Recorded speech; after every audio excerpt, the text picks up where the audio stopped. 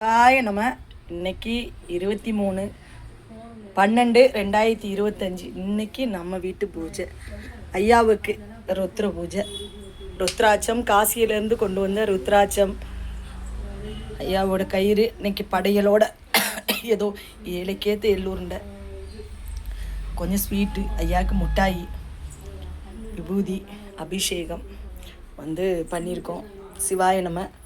ஐயாவோட அருளும் அன்பும் எல்லாருக்கும் கிடைக்கட்டும். சிவாய நம. ஓம் நமச்சிவாய. அம்மா, இது ஒரு அம்மா, ஐயா, உங்கள் பெருமாள், சாய்பாபா, காஞ்சி காமாட்சி, ஐயன் முருகன்,